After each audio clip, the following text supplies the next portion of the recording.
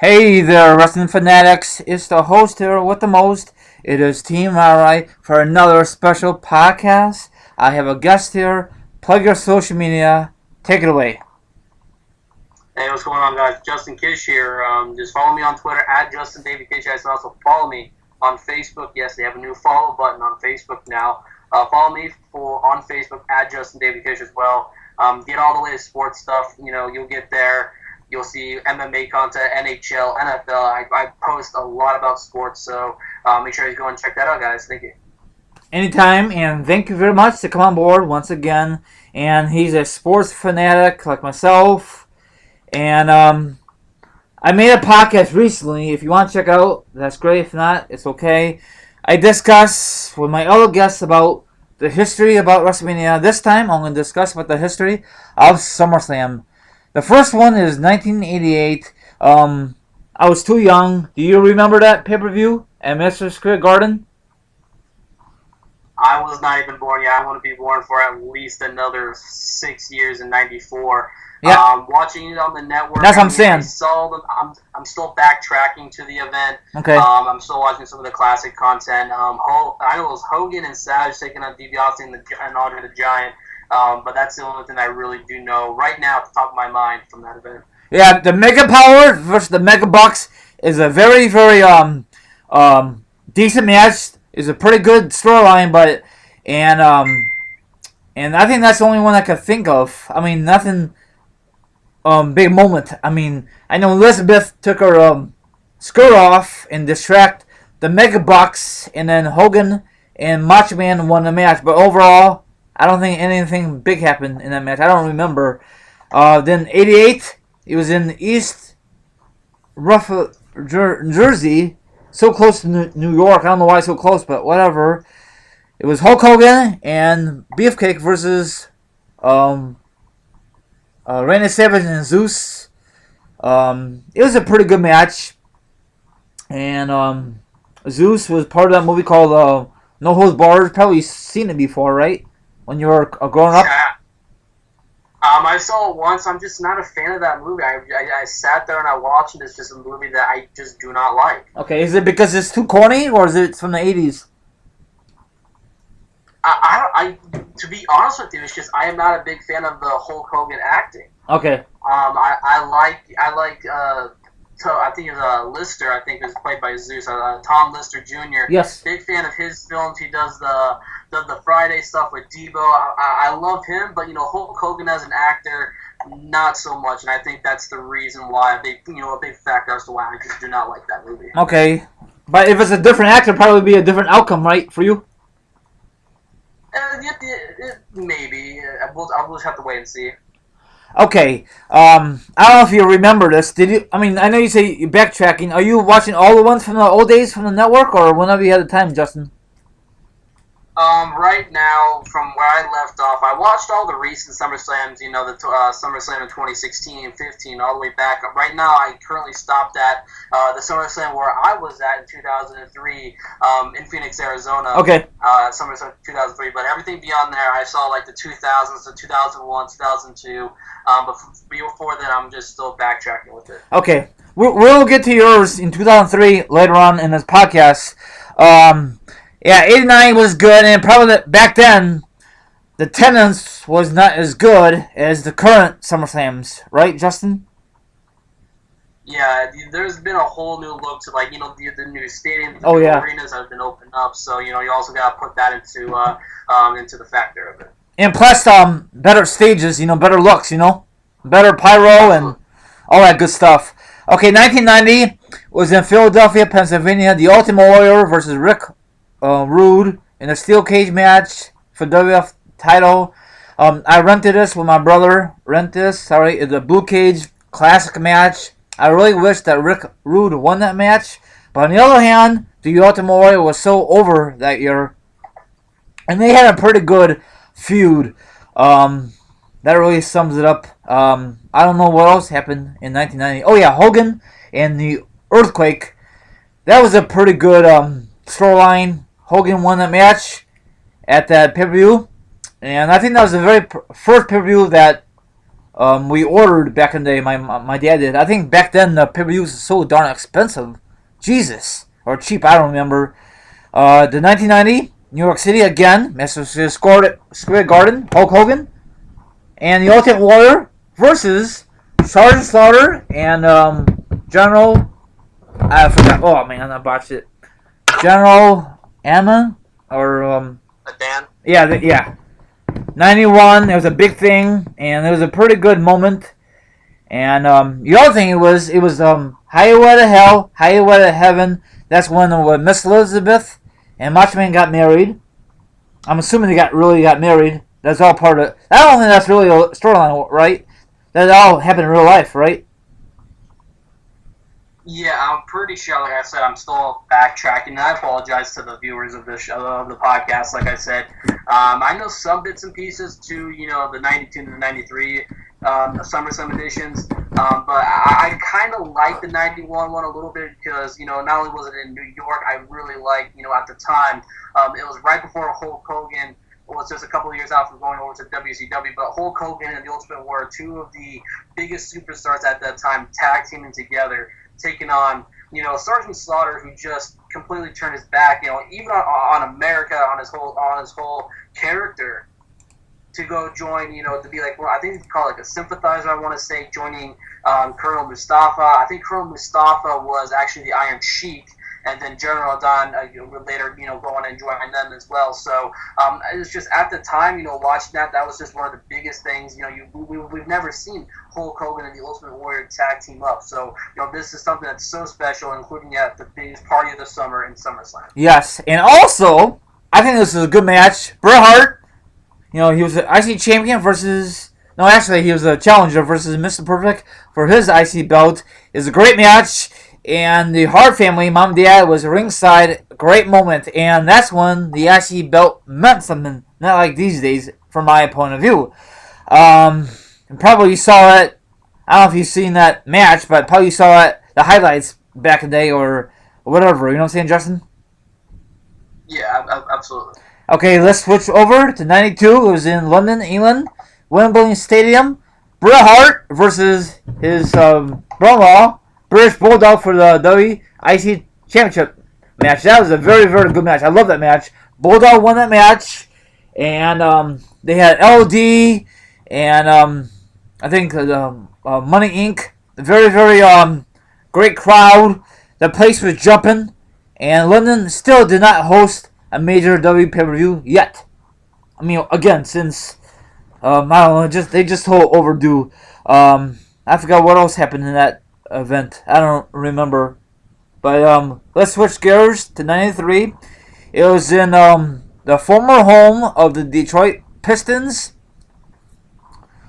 Yokozuna, he's the current WWF champion versus Lex Luger for the title. That was a very, very decent match. Luger won, but he did not win the belt. I guess he won by disqualification. I don't remember what happened. A lot of people were mad how it. I guess he was Lex Express and big things happening. And what else happened? Mr. Perfect had a match. And I'm sorry, everyone. I should do my work more. I'm sorry. Don't bash me. But I think, Bret Hart had a feud with Lawler. And Doink was part of it and all that stuff. Okay, let's switch to 94. I was there live. Chicago, Illinois. The very first event at the United Center. Taker versus Taker. The storyline was very good, but the match was not very good at all. If they could redo history, probably be way better. I think the fake Taker was... I don't know who's the fake Taker. Do you know who's the fake Taker back then? It's Brian Lee, if you guys remember who... if you guys go back to the WCW days, I want to say... was it Brian Lee? I'm pretty sure, because I think he was also known as Chains. Okay. From that group, right? What's going on? From that group, from the Attitude Era, right? That group? the chain gang or whatever they call them. Have you ever, the Harris brothers? Have you heard about? Remember the Harris brothers back in the day? Yes, yes. Yeah, that's the money shot right there. Okay, got it. Oh, the real Taker won, and the real moment, it was Bret Hart versus his brother Owen Hart for the WWF title in the steel cage match, the blue cage. I love that cage. I really wish WWE brought it back for old time's sake, but it's not gonna happen. And oh yeah, it was a women's match. I didn't like that belt, but whatever. Lana Braze versus a woman from Japan. It was back then they didn't have a lot of great women matches. I mean, women wrestlers like they do now. From my point of view, do you think I'm right, or do you think I'm blowing this out of proportion, Justin? Well, women's wrestling back, around those times, we still had, in the golden ages of the promotion back in the 80s, you had your Cyndi Laupers Yep. and not Cyndi Lauper, though, I mean, Wendy Rectors, everybody out there, those were, the women's wrestlers of that time. The Fabulous Moolah was a huge impact in the women's division for the WWF back in the day. Alundra Blaze, Medusa, she was just perfect. I would love to see her. If Medusa was around the WWE or she was just breaking into the company today, I would love to see matches with her. A fantasy match was Alundra Blaze and Lita. That's one of my favorite things I always like to talk about if it comes to fantasy women's matches. Some people will be like, oh, I want to see a Trish Stratus. I want to see a Sasha Banks go at it. I want to see a Charlotte versus Lita.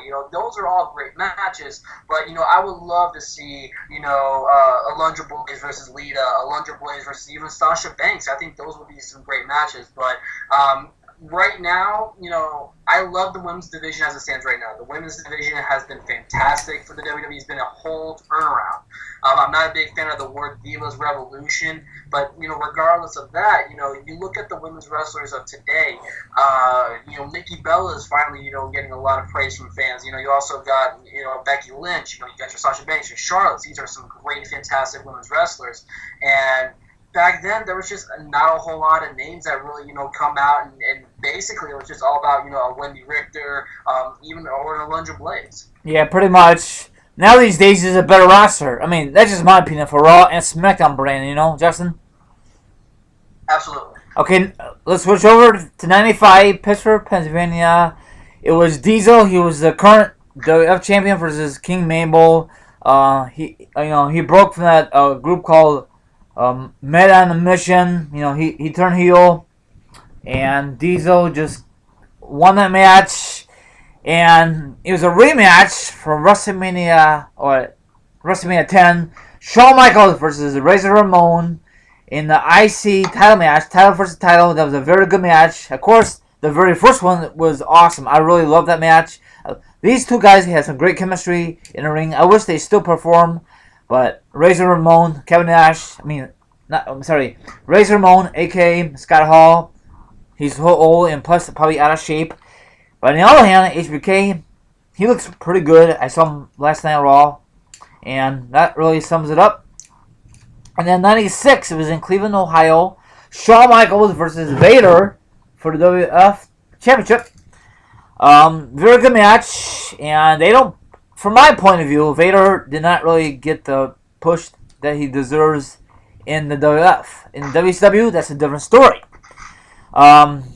This is a pretty good card in 96. I think this one, Mankind, Paul Bearer turned on The Undertaker and he joined Mankind, and that was a pretty good feud between Mankind and Taker.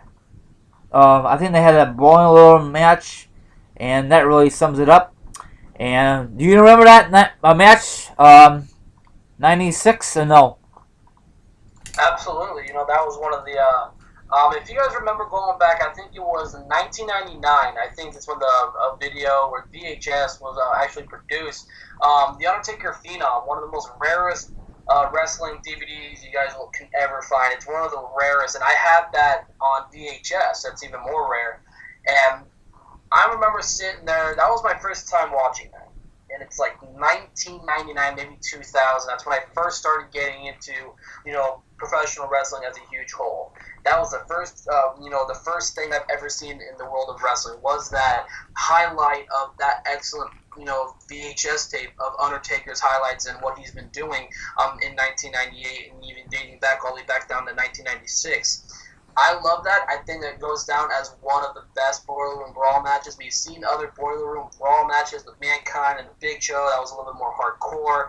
It's just that rivalry as well with Undertaker and Mankind was probably one of the most underrated rivalries that people kind of least talk about. Everybody talks about the Undertaker and Edge. The Undertaker and his WrestleMania streaks. Everything like that. But give a lot more praise. The Undertaker and Mankind was fantastic, and just to cap it off. With one of the biggest matches I thought in this rivalry as well was that Buried Alive match. I think that was at In Your House. Yes, it was. That next month. So. Yeah, I love the rivalry. And what else? Do you know any big moment, 96, besides you just mentioned? SummerSlam in Cleveland? Like I said, I have to agree with you a whole lot on the Vader situation. I think that the Vader push in the WWE was not 100% fantastic. At 96, Shawn Michaels, Bret Hart, those were, the golden boys of the WWE. That's what the WWE was riding with back in the day. The WWE is not going to, just, drop to Vader. They're not going to let Shawn Michaels, their golden boy, just, drop a match to Vader. Shawn Michaels is the guy that they were pushing to the ultimate top. And, and Vader was just fed to him, and that ultimately, killed Vader's momentum into the WWF. But they still put him in the main event picture, and I give him the praise for that. But Vader was more of a bigger name in WCW. I know he had a lot of good matches down the line in the WWF. But if he wasn't in WCW at the time, I think that he could have actually had a whole lot more for him in WCW than he did in the WWE at this current stage in '96. I totally agree with you. Okay, let's switch over. 97, back to East Rutherford, New Jersey. The Undertaker versus Bret the Hitman Hart for the WWE title. In 19, that's the time Shawn Michaels was referee. He accidentally hit Taker, and that starts up the feud. I really love this match. Did you remember this match back in the day or on the network? One more time, you skipped out? 97. The 97 SummerSlam? Yes. And we're talking Undertaker and Bret Hart, right? Yes, and that's when Shawn Michaels was a referee. He was going to hit Bret Hart because they had a feud going on. The steel chair shot? Yes. That started something that year. Like I said, I'm still going back into it. The Undertaker and Bret Hart, this was just right after the whole Mankind situation. It's a whole new storyline for The Undertaker. And I thought that was going to be an interesting and huge turnaround for The Undertaker. And just to see him go up against Shawn Michaels, the golden boy of the WWE, who's still riding hot right now in the WWF and going into 97. I still wanted to see more of Undertaker and Mankind first. I still wanted to see more. You did? That's still a much younger me at the time. Okay. But Shawn Michaels and Bret Hart will just pick it up down the line. And I'm not going to give any spoilers, but you guys have to go and watch this match. This match is such a fantastic match. But, SummerSlam 97 would also go down as the night that I think it was Owen Hart actually broke the neck of Stone Cold Steve Austin. Oh, yeah. I forgot about it. Yes, you're right. Yep. So for the IC belt, yep. That was one of the biggest stories of this event. The way that how Stone Cold just continued the match, with the broken neck, and for him to, be out of action for quite a while, and for him to come back, it was just a fantastic storyline. A lot of people did not know, how severe that broken neck was. Could Austin continue to fight? Could Austin continue to wrestle?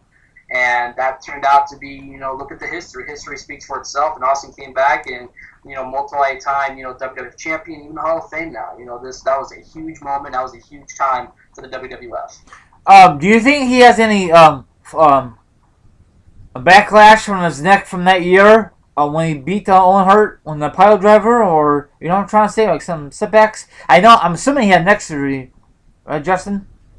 since then? The only neck surgery that I know, the only surgery that I know from Stone Cold was, I think that was in '99 when they had to write him off TV when he was ran over Yeah. by Rikishi. Uh-huh. That's the one that really came to my mind. I don't know after that. I know Stone Cold came back and he looked better than ever. Once he came back from this injury, I know Owen Hart had a lot of great things going for him.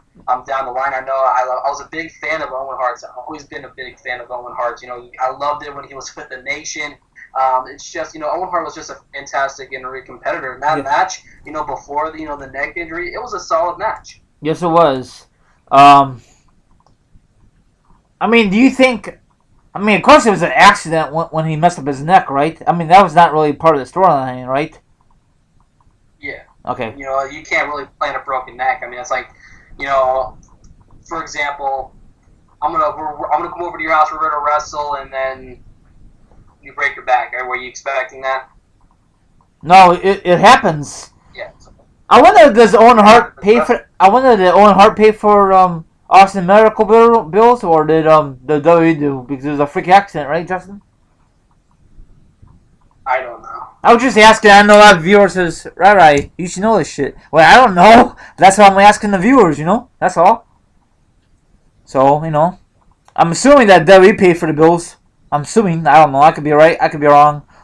So let's move on to the next one. 98 Backgoon, Manchester Square Garden. Austin is the current champion versus The Undertaker. This was a very good match. The theme was Highway to Hell. And also was The Rock versus Triple H for the IC belt. This is part of the Attitude Era. I think a lot of people were tuning into this. And I think 98 was the first pay-per-view for Attitude Era, right? Or is it 97? 97. Okay, well, sorry, my viewers. I totally messed up. DX was so popular, it's ridiculous. And I really like this match. Do you like this match? I like the event as a whole as well. This was a very, well-booked event. Okay. I really loved the main event, the co-main event, the Triple H and Rock ladder match. It was Nation versus DX, and there was just been so much build up in that Triple H and the Rock storyline. It was just perfectly booked. It was just the build up. There was a lot of great storytelling being told there. The Rock was hitting the people's jewels, quote unquote. If you guys go back to, I want to say it was a '99 episode of Raw. You can see a classic Rock promo cut on Triple H, talking about this matchup. But it was just a fantastic match as a whole. If you guys have not seen this event, go back and watch it. Stone Cold and The Undertaker. At the time, that was when The Undertaker finally joined forces with Kane. They were feuding with Vince McMahon. I think this is right after they crushed McMahon's leg and yes. They put him in the hospital. And yep. There was just so many, there's so much stuff, put into this. And Stone Cold was just along for the ride, and it was The Undertaker versus Stone Cold, and very, 20 minutes of absolute, great, spots. When you look at one of the most memorable spots in professional wrestling is when The Undertaker jumps from the top rope. Pretty much that's what does a Shane McMahon, but in a leg drop.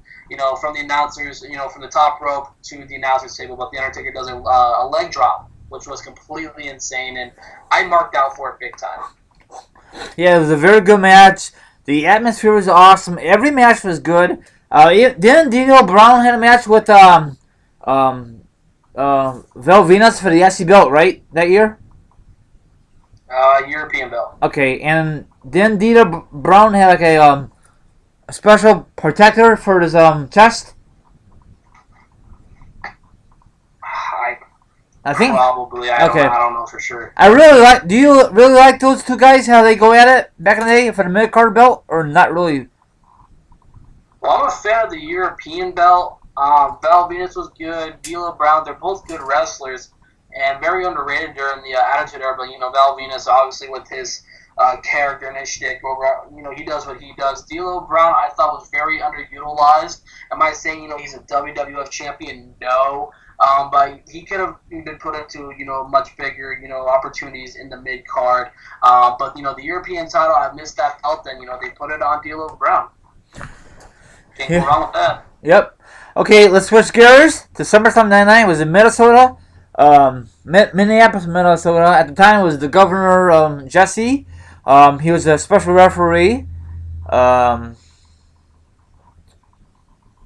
no, yeah, it was a triple threat match. Austin was the champion. Triple H and Mankind for the belt. I think Austin retained, right? Or did he lose a belt? I forgot. It's been a while since I saw that show.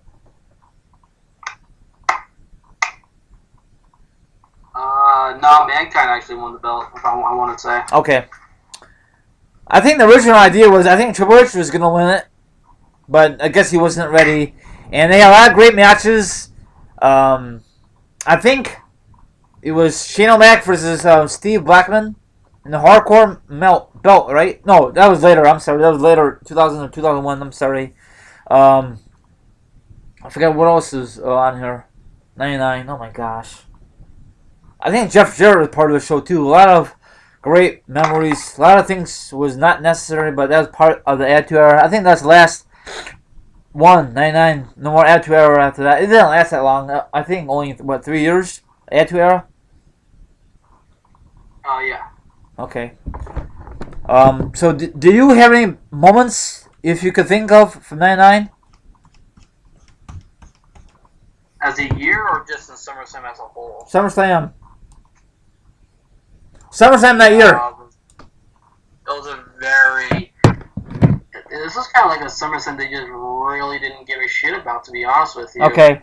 I mean, I think this is the pay-per-view before The Undertaker just mysteriously disappeared and all of a sudden comes back, and at some point in 2000, I could be right, I could be wrong, but the Rock and Billy Gunn was pointless. Mankind, I can understand, that was probably the biggest match. Ivory versus Tori, no.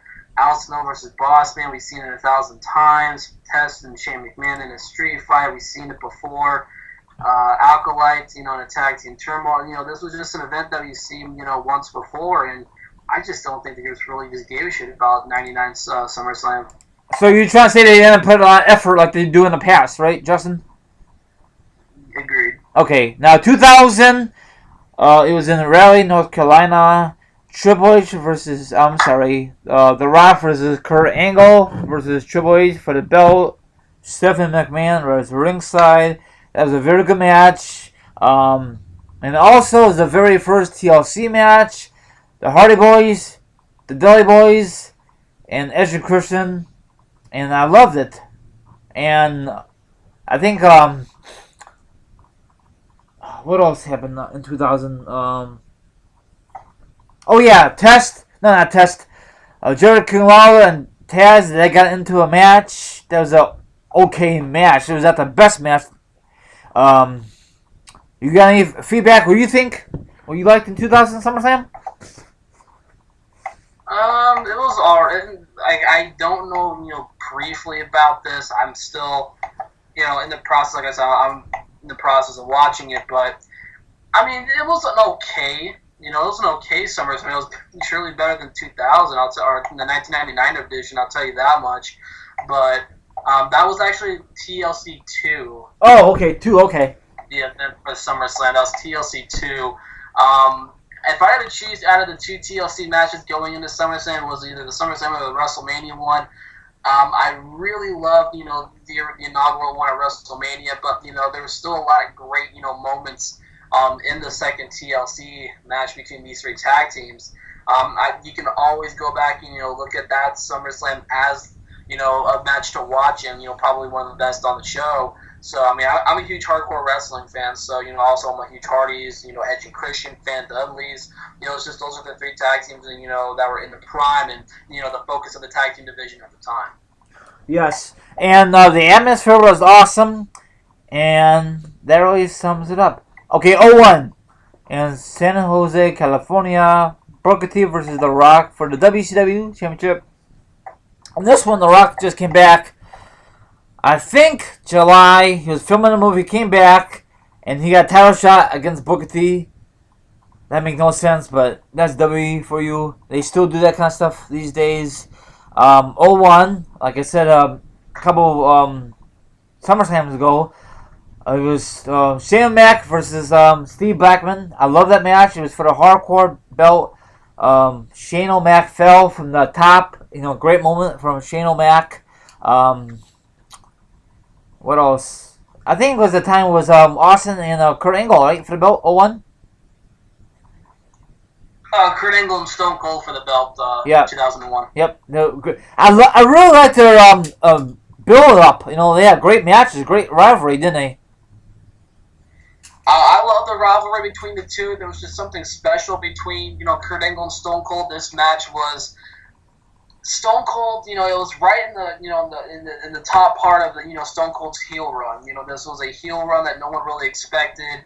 And it was kind of late. Stone Cold said he's always wanted to run as a heel, and the WWE finally gave him his opportunity.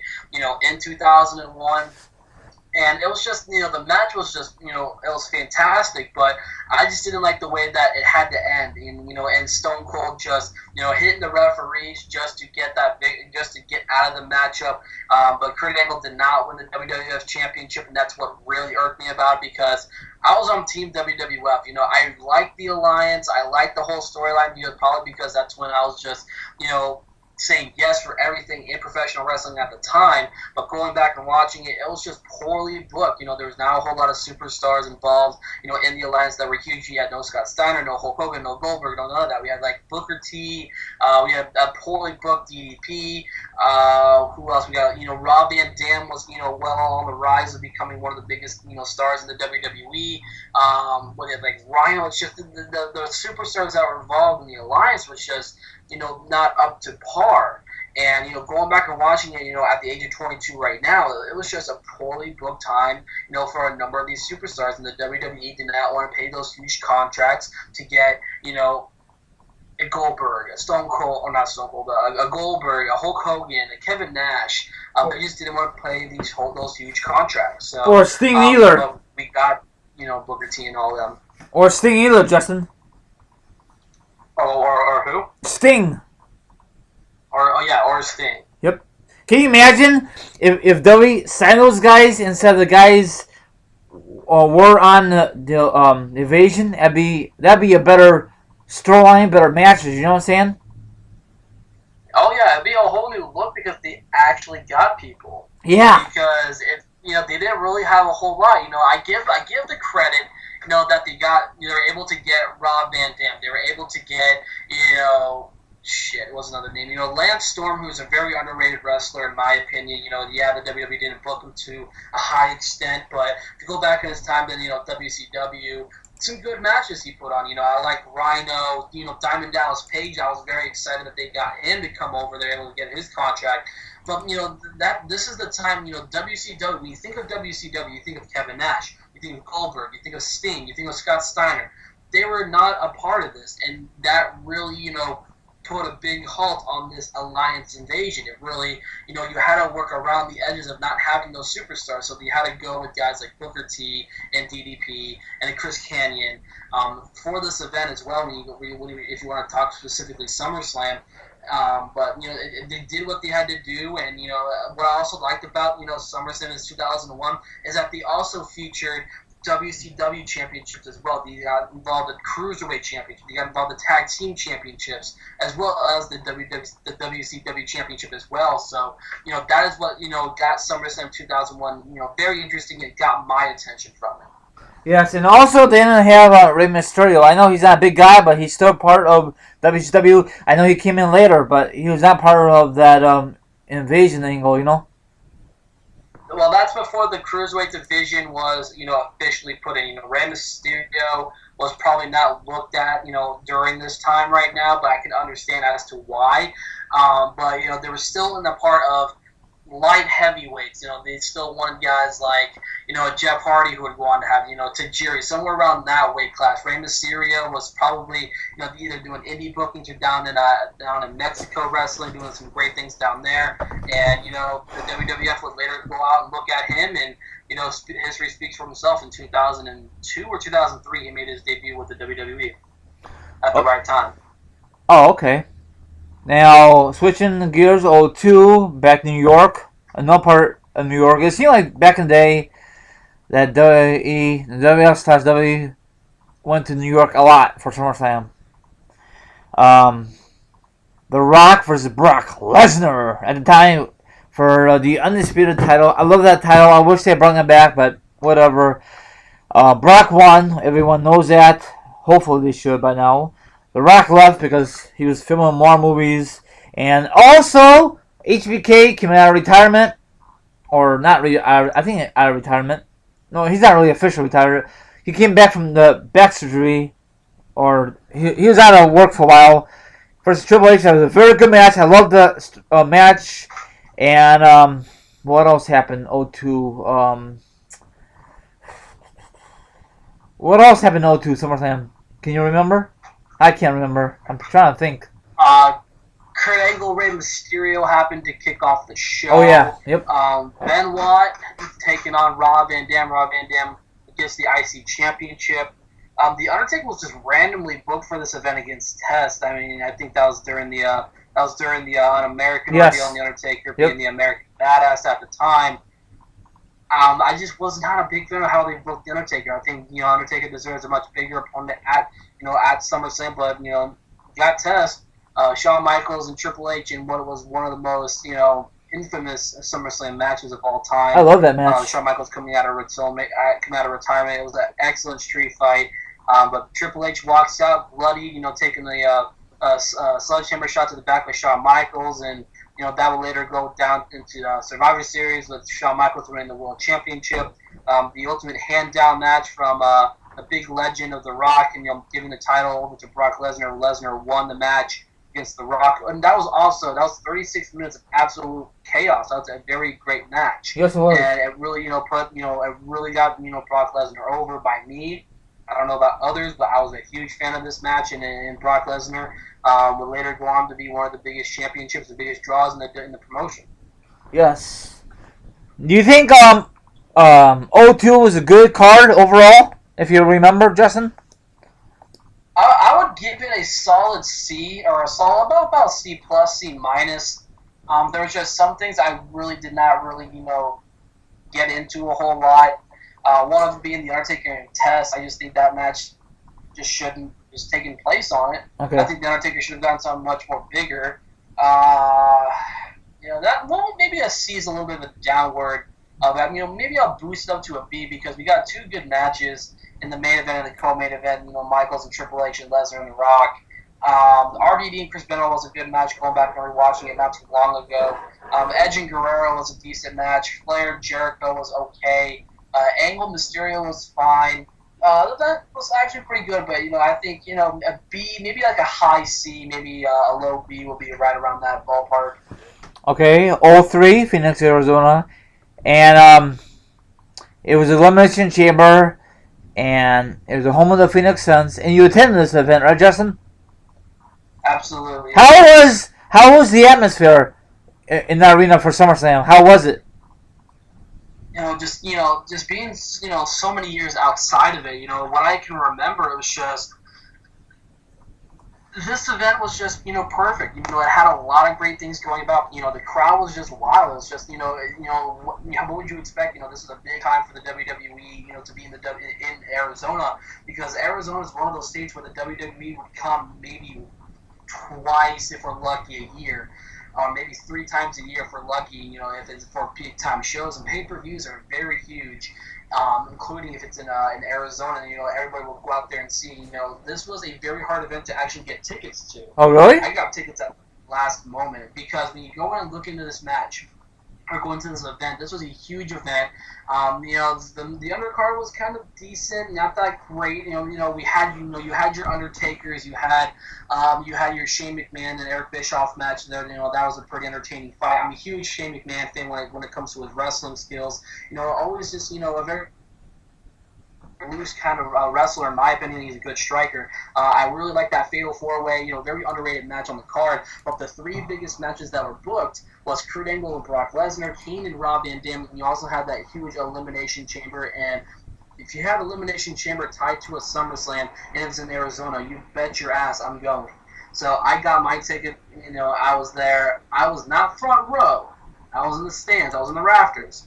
But nonetheless, I got the experience of watching an Elimination Chamber matchup but some of the biggest superstars at the time: Triple H, Goldberg, Jericho, Orton, who's well on the rise. Kevin Nash was even there, including Shawn Michaels. I thought I was really going big on Goldberg winning this because of just the way that they booked him in 2003 as one of the biggest things, one of the hottest commodities, coming and joining the WWE. So I was really banking on Goldberg to win, but Triple H comes out with the victory, and the event has a special place in my heart.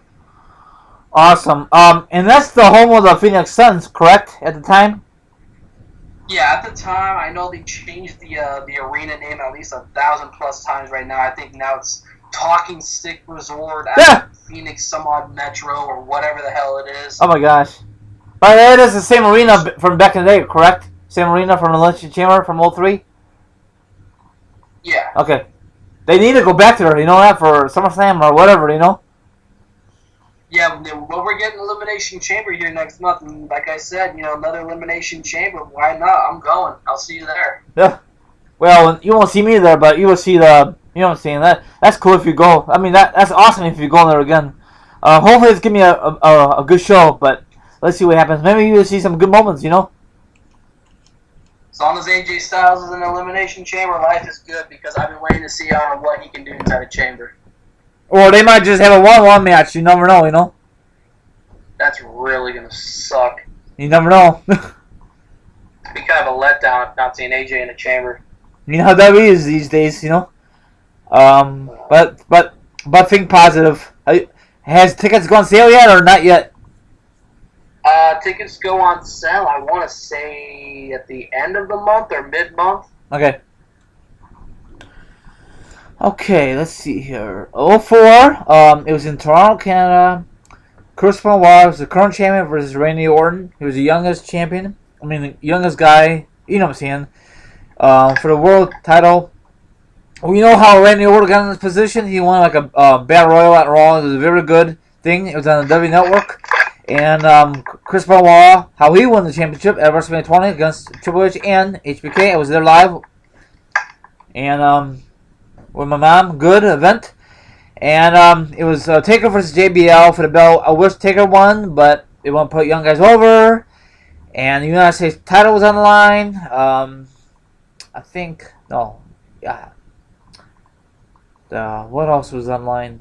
I think every belt was on the line. Both brands at the time. So it was a pretty decent card. What's your thoughts on SummerSlam 04? There's a couple of matches that I like. The event was okay, but this was another one of those events as to why the hell is Triple H taking on Eugene? Yeah. Why is he taking on Eugene? I'm sitting there to this day. SummerSlam 04 was an overall decent show. It was a very okay show in my opinion. I like the Orton making history, JBL and the Undertaker. I was not a fan of JBL at all. To this day, I'm not a big fan of JBL at all, even on commentary. That was during his reign of terror. That was the reign of terror over on SmackDown. I think it was 2003 Triple H's reign of terror. 2004 was JBL's reign of terror on SmackDown. It just annoyed me that he continued to come out as champion. And I was just hoping for at least the Undertaker to go out and win a championship for this event. Did not happen. Kurt Angle and Eddie Guerrero, they always had excellent matches. And Edge and Chris Jericho and Batista, that triple threat, IC title match was okay. John Cena Booker T at the time was an okay match. Kane and Matt Hardy, till death do us part. I like that storyline between Kane and Matt Hardy in the mid card. But the match kind of ended prematurely. I think this was the match that I want to say it was Matt Hardy hit his head on a pole. Yes. Or was it this match, or was that during an Edge match? No, you're right. I want to be 100% sure on this because that's when Kane would later go on and marry Lita, and then Matt Hardy would break up the whole wedding ceremony and then get chokeslammed off the stage, and now end up tearing his ACL. I think it's what he said, and then the whole Edge and Lita escapade would pick up. So there's a lot of good things, a lot of things riding back down to this event. Yep, and I think it was a very good card, but I don't know if WWE will ever go back to Toronto for SummerSlam. Maybe not. It all depends, Yeah. I know they recently went back to Toronto for Survivor Series this past November, but it was a NXT. It was WWE weekend. You know, you got Saturday and you got Sunday and something like that. Okay, '05 in Washington D.C. Hulk Hogan versus HBK. HBK recently turned heel. He cut that awesome promo on Raw. Probably you remember that. It's on YouTube. I'm assuming it's on the network right now. '05. I think Batista versus JBL. Um, you know any other moments on '05 SummerSlam? The '05 SummerSlam, I remember some of it. I remember the Jericho and John Cena match. The no hold bar match between Batista and JBL, Hulk Hogan and Shawn Michaels. That was just a match that I never really got into. Hulk Hogan, immensely slowed down in that match, and I just did not think it was the rightful decision for the main event of it. But it's the whole build up for it was Hogan and Michaels. It was the for the first time ever, and let's just see what they were able to do. This was when Hulk Hogan came back, for a surprise WrestleMania appearance at 21, and then Shawn Michaels turned heel, which I was just not a big fan of either. It was just this kind of dropped the ball a little bit in my opinion. I'd rather be okay with Cena and Jericho, headlining the event rather than Hulk Hogan and Shawn Michaels, but. You have your two championship matches, right after another. You got the WWE Championship going first, which was much longer than, the co-main event in Batista and JBL, but it was just a really awkward SummerSlam in my opinion. Okay, let's see here. Did you order them pay-per-view or how you watched it back in the day before the network on those pay-per-views you mentioned? There were some pay-per-views that I did skip over, but, like I said, I've been watching a lot of these on the network. SummerSlam '05 was not an event that I watched on the network, or not on the network, on pay-per-view, because not only with that, because I'm like my parents and I were all just trying to figure out what's going on, before we can go out and buy the stuff that, we want to have, but, that was just on the cards at the time. So I was able to, go out and buy the DVD. I think around either Christmas time or on my birthday, I got the DVD. I was able to rewatch it back, and even then, it was just I was still just not really buying the whole thing, the whole ordeal. It's just I'm just not really much into the '05 edition of SummerSlam. Okay, switch gears. '06 in Boston, Massachusetts. Edge versus John Cena for the WWE Championship. Edge was the champion. They had a great rivalry that year. And what else in '06? Oh my gosh. Do you remember anything great moments from '06 SummerSlam? Oh yeah, I think DX came, right? Yeah, DX wrestled too, right? Yeah, they came into they were right in the prime of one of the funniest times. A lot of people really bashed the '06 and I think '06, '08, and '09 versions of DX. They were just not really buying, the whole DX movement in the late 2000s, mid 2000s, late 2000s. They were just not buying it. It was just not, the DX of old. But that was still when the WWE was still TV 14 at the time. They were still able to get away with some big things there. But it was comedy for what it was, and I was entertained during this time. Ric Flair, Mick Foley, Mick Foley turned heel. I think he also joined Edge later down the line, or if not, during this time as well. Hulk Hogan and Randy Orton in this event. I think this all stemmed back to Saturday night's main event when Randy Orton RKO'd Hulk Hogan on the car. He was kind of smitten with Brooke Hogan at the time. ECW World Championship, Big Show and Sabu. The ECW was flopped back when they brought it back. John Cena and Edge was just basically the biggest thing on this card. Yep. There was just nothing really to it. They continued one of the biggest rivalries, if not the biggest rivalry in John Cena's career. I really liked them when they picked what was it? I think it was Unforgiven the following the next month. It was it was all or nothing for John Cena. If he loses, he goes to SmackDown. If he wins, he gets a championship. And it was just an overall one. This was just one of great matches at SummerSlam. In the entire rivalry, I would put probably the Unforgiven match over this matchup. But this was a very good show and a very good opportunity for Cena and Edge to get that main event. So will you watch those pay-per-views, the one I mentioned? Will you rewatch those again if you feel like it? Yeah. Some of these I actually have on DVD. I really like watching DVD quality stuff, more right now. The WWE Network is good for if you want to watch classic events for the DVDs I do not have. But, I've actually recently watched the '06, and actually this one, actually, and the '04 or '03. I have to go back and check out which one I have. I think it's the '04 one. So, these are the ones I really like to watch on DVD more than I do on the network because there's just so much, it's just going back in time, when it's all, DVDs and, and if you could not watch it, you would have to pay for it on pay-per-view when you go back in the day. Now I'm just having able to watch it, on DVD. I'm able to go back and, kind of relive a childhood, putting these DVDs to use, not just having them collect dust on the shelf. Wow. Okay. '08. It was in Annapolis, Indiana, home of the Indianapolis Pacers. Taker versus Edge, Skipping 07, Hell, huh? and Hustle. What do you say? I'm sorry, what? Skipping 2007. Oh, I did? Oh, okay. Sorry. 2007, my viewers. Thank you, Justin. 2007 was in East Rivers. I just say New Jersey. That John Cena's hometown. Um, John Cena versus Randy Orton for the WWE Championship. That was a very good match.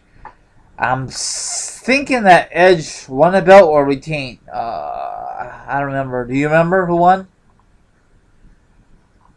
John Cena. Okay. Oh yeah. Randy Orton. Yeah, I forgot it was '07 Super Cena. It was a pretty. I'm assuming it was a pretty good card, right? Overall, or is this the SummerSlam you skip? I wasn't really much of a fan of this event, man. I was just not really behind it. Okay. There was just not really much into it. Kane and Finlay to kick it off. Umaga, Carlito, yeah, it was okay. Rey Mysterio versus Chavo Guerrero for the 11,000th time. Beth Phoenix in that Battle Royal, she won. John Morrison and CM Punk in their, time constraint, horrific matches. CM Punk even said it himself. Triple H came back to take on King Booker, which I was not a big fan of the whole King Booker ordeal. Batista on the Great Khali, my God. Stupid. What a terrible match. I sat in that match watching it on DVD. And I'm sitting there, I'm like, yeah, that's a match I can skip for life. Yep. John Cena, Randy Orton, easily the best match out of the two, out of the two brand main events. Raw completely destroyed SmackDown. And there's just nothing really you can look forward to in this event. There was just nothing really going toward the excitement of it. Okay, let's fast forward now. 2008 in Annapolis, Indiana, home of the Pacers. This is a good match. I don't give a damn what anybody says. Taker versus Edge, Hell in a Cell match. I really like this match. Taker won. The storyline was great. I'm not going into details. So, you have any great moments of SummerSlam '08 that year? This is another event. Oh, you can skip. This is another event. Other than like you said, the Undertaker and Edge, Batista running as a heel, Triple H and the Great Khali. I don't know what the WWE's obsession with the Great Khali was in 2008, 2009. It was just nothing really was just planned out well for him at the time. There was just nothing well booked. Or 2008 and 2000, basically 2008, 2009 was just the WWE was booking the Great Khali as like the next big show. The biggest, dominating, superstars. Great Khali was able to put his hands around the head of two superstars. Put that the vice grip, not the vice grip. What am I talking about? Is that what they called it? The Great Khali finisher, was it the vice grip? I think, yeah. Correct. Yep, you're right. And they just squeezes the head, and that was a finisher. It just, I know it, it played well in some storylines. He did it to Rey Mysterio. Triple H was also a part of it. But just the matches, down the line, the Great Khali was not booked for long-term matches, and it really slowed down. That's why you see Great Khali matches so, in short time spans, and just it did not work well. And I just don't think it worked well for Triple H at the time, and I was just not really, into it. I was not really into the whole Khali and Triple H. I was not into, with Khali and Cena, all these other, kind of matches that they try to put Khali in with big name guys on the roster. Other matches in, this edition of SummerSlam, CM Punk, JBL, it was all right. Nothing really too great. CM Punk had, in my opinion, carried the match. Matt Hardy versus, Mark Henry, we've seen that 1,000 times before. Glamorella, my God. Santino Marella and Beth Phoenix, taking on Kingston and Mickey James. This is just a whole bunch of memories and stuff right now. So, yeah, this is another SummerSlam. Yeah, it was not very good, but I watched it, but whatever. Okay, now, before we continue, after Indianapolis, you went to LA 5 years in a row. What's your thoughts on that before we continue this, Justin? Were you happy about that or no? Or you could care less about that when they did that announcement? Well, when you think of SummerSlam, you think of some of the biggest cities, man. You have back in the past. You had Massachusetts, not known for a very sunny time at the beach. You don't really think of that. When you think of SummerSlam, you think of the biggest party of the summer. Massachusetts is known for its winter. New Jersey is known for its winter time. Indiana is known for its you can say that it's winter time. Canada, their winter time. You got to think of all these these sunny places in the world. Maybe Florida. Florida. You got your Californias. Even Arizona could be a big destination. And I was all for them going to Los Angeles. Maybe probably different parts of California. Maybe Fresno. Maybe Anaheim. But the WWE, you got to go to a big city for your big events, and Los Angeles and the Staples Center is one of the most iconic, one of the biggest places in Los Angeles when it pertains to sports arenas. Yep. So they were there for 5 years in a row. So wow, that is crazy. Okay, 09, Jeff Hardy versus CM Punk in a TLC match for the World Heavyweight title. It was a very good match. Punk won. But the cool part was, in my opinion, after the match, the lights going out and Taker showed up under the ladder, and that's how it started between Punk and Taker, the feud, Mm-hmm. And DX had a match, in a tank, and they faced that year?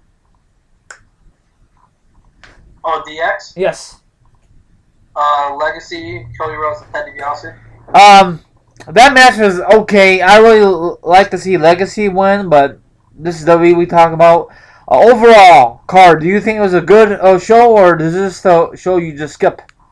In your opinion only. This is one of the best SummerSlams in my opinion, because what really stole the show in my opinion was CM Punk versus Jeff Hardy. That match was just balls to the wall, great match, a great TLC matchup. And that was also another match I would continue to go back and watch if I want to see a good Jeff Hardy match in the WWE. There you go, CM Punk and Jeff Hardy. And they look like they went the real deal about the drugs and all that stuff, and it was awesome. Too bad that they never had another match down the road because Jeff Hardy left, and CM Punk was the best in the world at the time. You know what I'm saying, Justin? Well, they would also pick up a match. It was a steel cage match, also in Phoenix, which I was also at. Oh wow! It was Jeff Hardy's last match in the WWE, and it was that steel cage match for the championship. And Jeff lost, saying it's not goodbye forever, it's just goodbye for now. And everybody's still itching and scratching to get Jeff Hardy back in the WWE. So Jeff Hardy, for him just to leave. And having it to be in Arizona, because I was Jeff Hardy's probably #1 fan growing up. Oh, wow. I was a huge Jeff Hardy was my all-time favorite. My all-time favorite as a kid. A lot of people know that I'm a huge fan of the more darker characters, the Gangrels, the Vampiros in WCW, the Ravens. I really love those superstars as well. But Jeff Hardy was just one of the all-time greatest superstars that I enjoyed watching.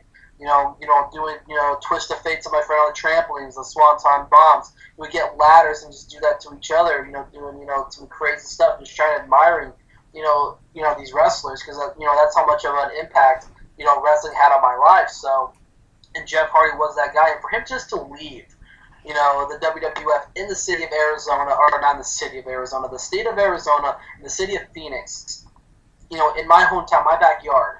It was very, it made me upset. Did I cry? No, because I thought, maybe Jeff Hardy was just going to go to, rehab some injuries. I know, at the time he had, restless leg syndrome and all this crazy, medical issue. I just thought it's going to be a couple of months he's going to be out of action, but he hasn't came back to the WWF or to the WWE since. So, that was really impacted me a whole lot. Yep. And maybe he'll come back. Maybe he won't. I think he's more happy in TNA right now, Justin. Well, it's just all about the schedule. I can understand about the Hardys are doing a great thing right now in TNA. Yes, they are. The schedule's not as intense, so. Yeah. Switching gears, 2010. Back in LA again. John Cena, Daniel Bryan. Okay. I just say Team W versus the Nexus. You know how it happened. You saw, probably listened to the podcast. Edge and Y2J wanted John Cena to put over the Nexus, but it never happened, and they still pissed off at him. That storyline was very good, but overall the match was not that good because John Cena won that match for Team W. So, and then other good moments. So, what's your thoughts on that match, Justin? I blame John Cena. You do? I blame John Cena. Okay. That's all I'm going to say. Okay, you got anything else to say about this the show, or just that? That's all you got to say? I blame John Cena. That's all you got to say? I blame John Cena for everything that happened in the Nexus storyline. Okay. SummerSlam that year was just average as always. There was just nothing really, happening for it. It's not as exciting as it once was. They really booked this event around WWE and the Nexus, and it's just a good event. Yeah, it's sad how John Cena just demolished Nexus, and it sucks. Okay, let's go another year, 2011. Back in LA again. CM Punk versus John Cena for the Undisputed Championship. This is a very good match. They had a great storyline. Money in the Bank that year. I was there in Chicago that year. You got any moments you can remember that year in LA in 2011 SummerSlam? The event was great. They were able to really, pick up from, after a very disappointing 2010 edition of SummerSlam, give a lot of praise to the CM Punk John Cena matchup as always, and Del Rio cashing in. I was sitting there watching it on a live stream, and I was just completely dumbfounded. Alberto Del Rio, a guy who, to this day, I still just do not like. I can never get onto the whole Del Rio bandwagon. Do I respect the guy 100%? Absolutely. I just never really, enjoyed watching the WWE. I just did not click for me as a Del Rio fan in the WWE. So, for him to become the champion and, ending CM Punk's reign, I was just dumbfounded. And that's before I really hopped on the whole CM Punk wagon for a while. Were you shocked that the Del Rio cashed in that night? Absolutely. Okay. Yeah, I don't know why I just can't get into Del Rio. I totally agree with you, but do you don't remember any big moments, or is that the only moment you can think of? He cashed in, and the awesome match CM Punk and John Cena had. And he also, wasn't Kevin Nash part of it too? The rest of the card was just very lackluster, in my opinion. Okay. I just never really was a big fan. Henry Sheamus was on there. Kelly, Beth Phoenix. Kelly finally came out on her own as a wrestler around this time. Was she great? Not 100%. But I could still watch a Kelly match. But I wasn't really 100% booked into it. Wade Barrett and Daniel Bryan. Daniel Bryan was just untouchable at American Dragon and ROH. I was a big indie guy, starting to be into the more indie stuff like ROH and stuff at the time. I just loved Daniel Bryan. And for him to, not able to pull out a victory against Wade Barrett really, crushed me a little bit. But, the event was just, not the greatest. I mean, I would give it like a 5 out of 10. But John Cena and CM Punk being that 5.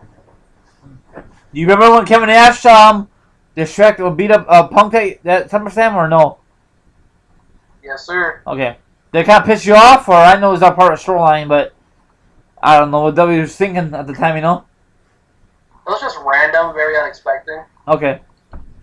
Let's switch gears. In 2012, LA again. Triple H versus Brock Lesnar. They have a pretty decent storyline. Lesnar broke Triple H's arm. I think on a Raw episode, Brock Lesnar won. I forgot what else happened that year in 2011. 12. Do you remember? It just seemed like these were like the years where it's just like it felt like a big Raw show. Okay. So that means they just rushed it in and took their time on the card? It's not that. It's just like it just felt like a huge Raw show to me. It's just the primetime players are Truth and Kingston. Okay, Sheamus and Alberto Del Rio for the title. Sheamus and his 1,000 face heel turns. It just really didn't really understand. It just felt like a huge Raw show. I just really was never behind it. I was just very much behind, CM Punk and basically what he was doing. The rest of the show was just not 100%, to my satisfaction. I liked the main event between Lesnar and Triple H, but, I did not like this fact that, Lesnar was just so limited to doing just suplex. I wanted to see something a little bit more. And, right now the whole thing with Brock Lesnar and the whole suplex city. I understand that the guy does, tremendous, German suplexes. So did Kurt Angle. So did Chris Benoit. But, just to limit a guy to just suplexes just annoyed the crap out of me. And to this day it does. That's why I'm just not a Brock Lesnar guy, a Brock Lesnar fan, a Brock Lesnar supporter. So, even in the UFC, I'm a huge diehard UFC fan. I'm still not a Brock Lesnar supporter. So, it's just so limited what this guy is doing right now in the ring. Okay. So you could care less about the Brock Lesnar Triple H match that year, huh? 2011, huh? Yeah. Okay. Another one, 2013, LA again. John Cena versus Dana Bryan for the WWE Championship. This was a good match. I think this is the first time they met one-on-one match, correct, Justin? I probably, but just don't hold that against me. Okay, and then Dana Bryan won, and out of nowhere, Randy Orton cashed in. Triple H was the special referee. He screwed Dana Bryan, and Randy Orton cashed in. And in my opinion, it felt like I forgot what to say, Evolution 2.1, but it isn't. It's a new group called the Authorities. And the rest of history, Daniel Bryan had to chase his belt around. And I really like this card, in my opinion. What about you? It was a great card overall. I think that if I'm not mistaken, it's not this event because I know John Cena was probably the second pay-per-view match. I want to say because I think John Cena was injured. He had a cast on his elbow. Had to get some fluid taken out of his arm or his elbow, whatever the case may be. I don't know if this was the event or like a next event or some other different pay-per-view.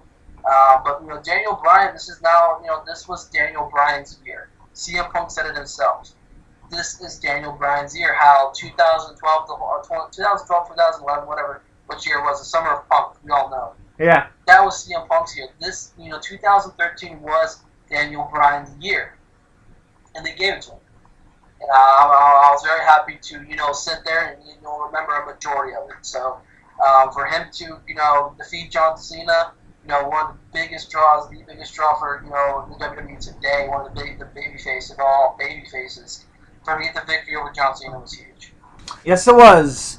Were you shocked that Randy Orton cashed in? Are you shocked that Triple H screwed Daniel Bryan out of the title that year? It kind of shocked me a little bit because Triple H was just banking on Daniel Bryan, so for Evolution to come back later down the line was also a big treat. I hate that word so much, but there's just no other way to put it. Yeah. Were you a fan of Evolution when it came back to the company? Reform? Damn right I was. I'm a huge Dave Bautista fan.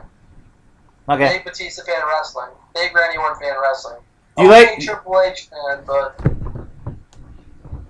Okay, off the record, are you a fan of Dave Bautista as an actor or no way? I'm just wondering. Kind of, not really. A little bit. I like Guardians of the Galaxy, but that's the only role that he really excelled better in. Yeah. His Scorpion King movie sucked. I was not a fan of it. So Okay, I know he was in the Bond movie, but he didn't he was not have a big role, you know. yeah, Okay, what else? Okay, 2014 LA again. John Cena versus Brock Lesnar for the WWE heavyweight title. This is the one that Brock Lesnar did like 16 suplexes on John Cena. Was not a fan of it. There's total domination. Brock Lesnar won easily. I think I don't remember about the rest of the card. Do you remember any other moments of the card of 2014? there's a lot of praise for this. There was a lot of good things for this event, and a lot of people were very happy with the pay-per-view. I didn't care. I'm sorry, but I just didn't care about this pay-per-view. John Cena was just suplexed in the main event. I felt like I got cheated out of money for this pay-per-view. Me and the buddies got together for this day. It was my first Sunday off in like 7 months. I sat there and I'm like, are you serious? Like, I was just not booked into this event. I was including, very much disappointed and just Suplex City at full throttle right now. We're getting all these suplexes. This is a great main event. No, it's not. I had to leave the room. I hate it too. I did not like the event. I did not like how it was, how it played out, and Lesnar winning the championship. I hated it. I hated it, and I hated it, and I hated this SummerSlam. Like, wow, what's that pay-per-view I hate the most?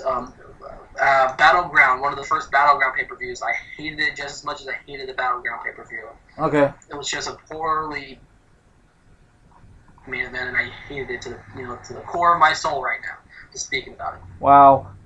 Okay, another one. We almost done, Justin. 2015, Brock Lesnar versus Taker. Now, we all know that it was in LA. We all know that Brock Lesnar and Taker had some great chemistry back in the day, and they want to meet again. So, what's your thoughts on this one for SummerSlam 2015 edition? Too damn long. I fell asleep midway through the card. Did you really? I did. I did not really give two shits about this until the main event, in which I'm sitting there with my brother, and we're sitting there watching this event. I'm like, why is this so long? The matches were just, they were okay, but some of the matches were just ended just so dumb. Just completely pointless. Stephen Amell and Neville defeating Stardust and King Barrett. No, I was not into that. Ryback. I was never a Ryback fan, not even a fan of when he was Sheffield. He is still the Intercontinental Champion. Roman Reigns and Dean Ambrose versus the Wyatt family, I was okay with that one. Cena and Rollins was good. I finally woke up for that one. Then we have Team Drug versus Team Bella versus Team Bad. Oh, yeah. PCB, if you guys remember back, I think a couple of years ago when I reviewed this, I've always used to have PCB, which sounded like a drug. It did. Or we could always go back and do the whole submission sorority, the whole the porn film video, whatever the WWE dropped that. Yep. Before it even became headlines. Then we got Team Bad, which who the hell cares? That was a pretty basic name. It's just that was like right in the mix of this whole Divas Revolution or this whole formation of it. So I mean it was okay, but what really pissed me off about this event was the way the Undertaker and Brock Lesnar match ended in that submission. Yeah. Yep. I was just kind of dumped. I kind of got pretty pissed off. Now, do you like the funny moment when Taker, they were laughing and Taker was laughing at Brock? Don't you think that was kind of like a funny part of SummerSlam that year? That was memes. That was like the whole meme central of the WWE for the better part of the year. So memes to this day is are still trending worldwide. I should say that's the WWE's biggest quote right there, trending worldwide. And memes of that match is still going viral today. Okay. But yeah, I kind of liked it. It was pretty funny. Yes. Okay. Last year, Brock Lesnar and the return of Randy Orton, because Randy Orton was gone for a long time because he got hurt, taking the garbage out or whatever was wrong with Randy Orton. Did you like this match? I know it was not really a build-up because Randy Orton just came back. So what's your thoughts on this build-up in this moment? It was just a savage ending. Like I said, Brock Lesnar, as limited as the guy can be, just suplex, and it was a back and forth match, but it was the whole knockout, and the punches, that got Randy Orton, cut open. That was a big thing, and there was a lot of backlash, towards Brock Lesnar towards this. I think this is right after or before UFC 200. I think this was right after UFC 200. So, there was a lot of things going, big time for Brock Lesnar. A lot of people thought he was going to be returning to the UFC.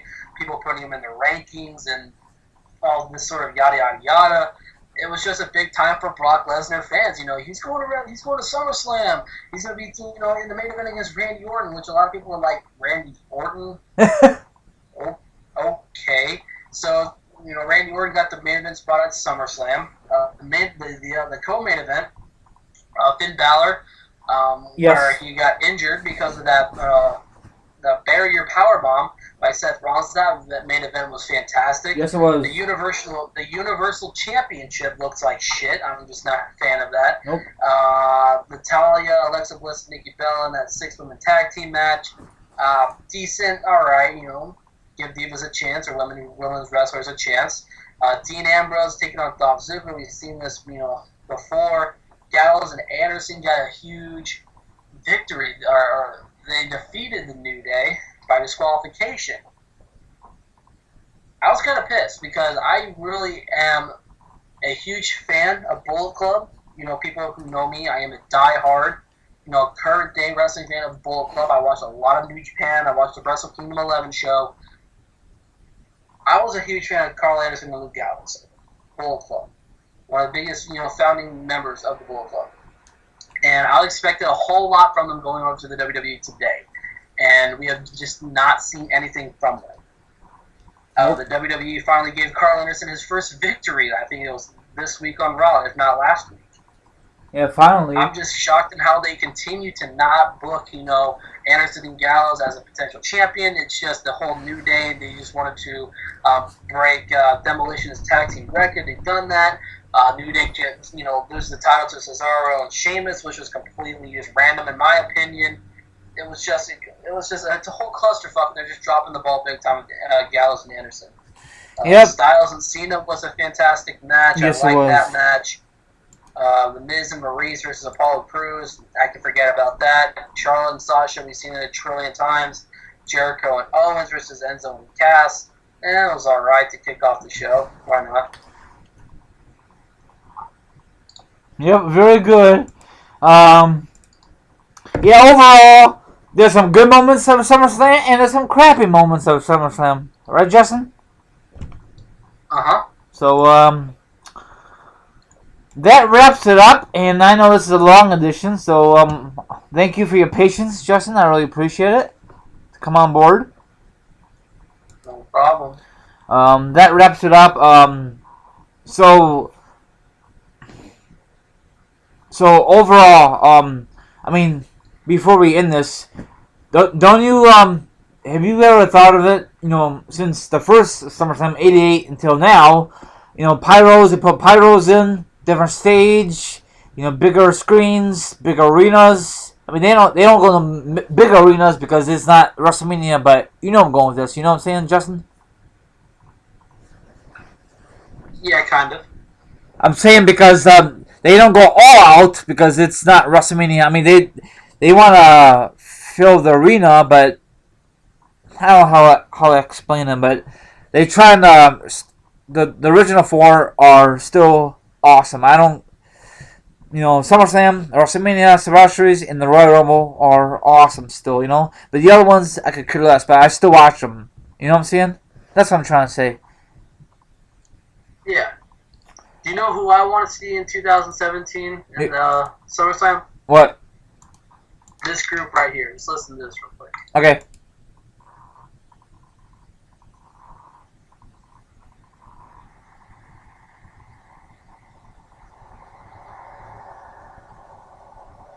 Hold on, he's gonna tell me something. Oh my Yeah, God. but the Bullet Club, guys. Bullet Club is the biggest and coolest thing going around professional wrestling today. I want you, the listeners, to go check out the whole Wrestle Kingdom. Go check out Wrestle Kingdom 11. There was just so many, the Bullet Club was in action. I think if the WWE even tried to even tease like a Finn Balor, Carl Anderson, Gallows, and Styles all together, to bring back Bullet Club to the WWE or no one has a club, I'll take either or. The WWE will have a great SummerSlam, and you can probably have them feud against the Shield. What show should it be on? Raw or SmackDown? That's the key. I just think they should just be like one of those storylines that are just that can work for both of them, both shows. Okay. You put them on, you're gonna have a lot of people viewing this show. Raw needs to go back down to 2 hours. Yes. And you know why? That's why you think SmackDown is killing them in the ratings. Raw is just milking one of their hours, and it's just no one's caring because they just put too much bull crap on their show on the USA Network. And it's just being milked down. 1 hour is just being milked down, and it really draws people away from the show. And plus, there's just been so many things, put on, the last couple of Mondays that really, affected the Raw ratings. And, SmackDown getting that Tuesday push, that pull to Tuesdays, they're actually doing so much, better than what Raw has ever done in the last, 3 years. Oh, yeah. SmackDown, I would rather watch the SmackDown of this year than any other Raw show in the last 3. Yep. I agree. SmackDown is right now. And the Raw needs to fix it. And, what's really going to help Raw? If they form, if the club, when Finn Balor comes back and you get, Gallows and Anderson together, if they form that, you're going to have some views. You're going to have some indie fans coming back with, oh, damn, the original club is getting back together. And that's how you can save Raw. And then, like I said, even, once Balor comes back, people have been teasing the whole Shield thing, for the, better part of the last couple of months. But, it has died down since then. But if you want to have a very successful 2017 SummerSlam, you got to put the club versus the Shield. I think that'll be that'll sell so many great tickets. I think if I'm not mistaken, they're going back to Brooklyn in 2017. So, it's going to put some extra butts in those seats. It's going to be an instant sellout, in my opinion. Well, let's see if WWE does it correctly, Justin. That's some key. If they could book this correctly. I mean, they could bring these guys in, but are they just going to use them properly? Not as a joke, you know what I'm saying? Yeah. Okay, that's how I'm going to end. I'm going to end this. Have a good one. And once again, thank you for your patience, Justin, and discuss about the history and great moments of SummerSlam and other stuff we discussed off the podcast. Have a good one and all good stuff. You want to say goodbye? If you want to say goodbye. You guys have a good one. Like I said, follow me on Facebook and Twitter at Justin David Kish. Search me up, add me up, and enjoy the sports statuses, guys. Thank you. Okay, goodbye, Justin. Have a good one.